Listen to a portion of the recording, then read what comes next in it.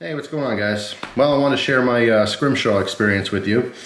As you can see here, we have my Rough Rider Sunfish pattern knife, or elephant toenail, as it's referred to. I actually knew a guy who only collected these style of slip joints. It's a very, very large pocket knife, as you can see here. Okay, perfect for Scrimshaw because you have a nice, large surface area, all right, for scribing. But if you haven't seen this particular pattern before, very, very large, kind of squat blades, very wide. You can see here's the pen blade, which is usually a teeny little one, but in this case the pen blade is even huge. But you know, they're short, they're usually not super pointy or anything. Just a really interesting pattern. I really like them. So if you're interested in this particular style of knife, again, it's called a sunfish or elephant toenail.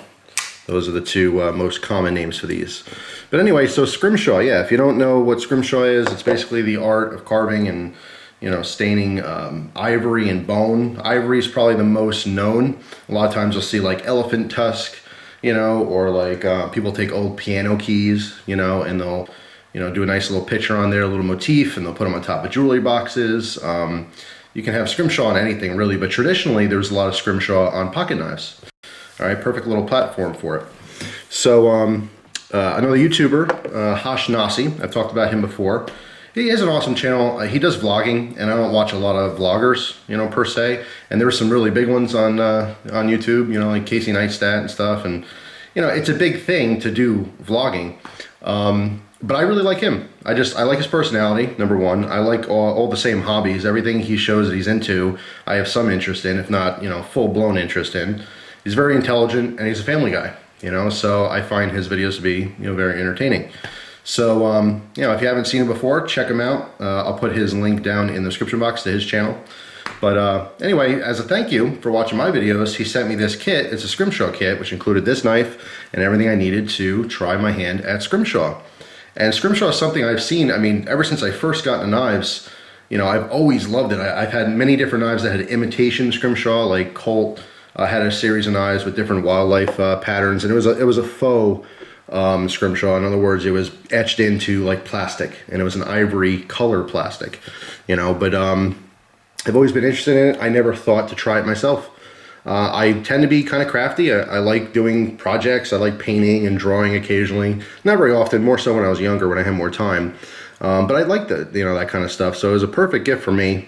And a few weeks ago, I had tried it finally, because I got the package a while ago, and I kind of put it off to the side till I had some time to dedicate towards it. And the other day, I was painting something, and like I got done, and I'm like, you know what? I know I have that knife somewhere. Let me try my hand at some Scrimshaw. So I went ahead and did it, and this is how it came out. So the first side, obviously you can see it says cutlerylover, and it's very rudimentary, very cheap graffiti-like, if you will. What happened was I started off with the C, all right, hoping that it would all fit, and I made the letters way too big. I should have known that I could have, you know, put the image on here before. This was totally freehand. I just went for it. That's it. I grabbed a little scribe and I went for it. And the process here is, it's actually pretty straightforward. You're basically scratching grooves into the material. In this case, this is bone. And when you're all done, you're gonna, you know, wipe it down with a black ink, which fills those little crevices that you've created.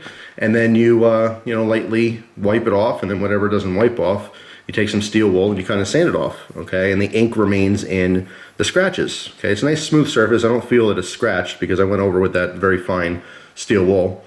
You know, so it leaves a nice finish, and obviously you're creating an image. Now, my first go with this, like I said, it was very, very crude. But I like it. It's cool. It has character. You know what I mean? And it's got a cool story. The other side, after I did this one, I thought, all right, well, I got to do something kind of traditional. Let me try a picture.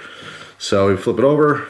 You can see what I did on the other side, which is a picture of a duck, or at least what I attempted to be a duck. You can see his collar there, so maybe a mallard. A couple, you know, clouds in the sky, and again, very traditional.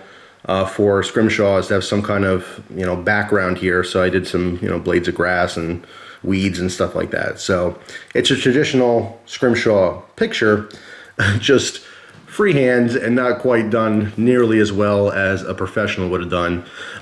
When I tried the second time, I actually left the ink on a little bit too long. I got a package from UPS and I was answering the door and they got sidetracked. And the ink actually created these kind of blotchy areas where it's a little bit too dark. You can see it. I mean, the natural bone has some darkness in it, as you can see here, you know, and across. But this side, the ink actually kind of stained it a little bit. Not a huge deal. It came out okay. You know, it's amateur hour, but I love it. I love it because it's, you know, it has a story now, you know. So I carry this today. Today's EDC was this sunfish design. Very heavy. It's like a brick in your pocket, and you do lack, you know, any kind of real, you know, point here.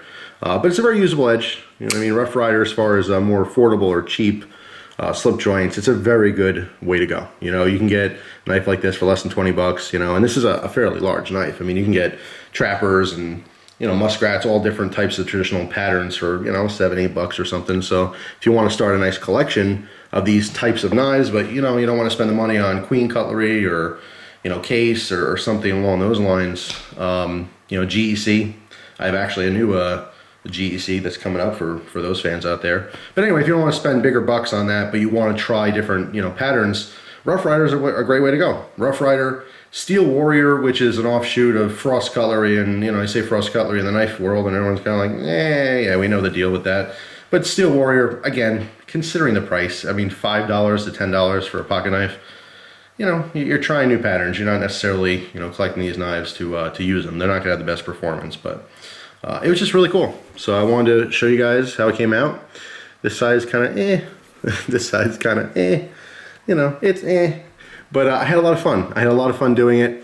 I definitely learned from this process. I would love to do this again because this is on a bone knife. You know, it's not like a huge loss. It's not a, you know, $300, you know, custom slip joint with some ivory on there. You know, it's fun. You can play around with this. You can get just bone, bigger pieces of bone, or also, you know, pre-made little kind of rectangles of it to, you know, practice on if you wanted to.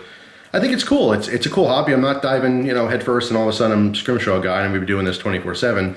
But I have to say, in the future, if I have some time, or put it this way, if I happen to come across some bone for some reason, you know, maybe at a garage sale, or definitely, you know, hopefully one of these years I make it back to the Blade Show, and there's always, you know, knife supply, you know, people that are always there. They have all their different types of knife materials and stuff. If I come across some more bone in the future, I will certainly try this again. In fact, it'll also work on antler, and I do have antler left, so in the future maybe I'll shave down, you know, some thinner kind of pieces or discs, so to speak, and give my shot at Scrimshaw again.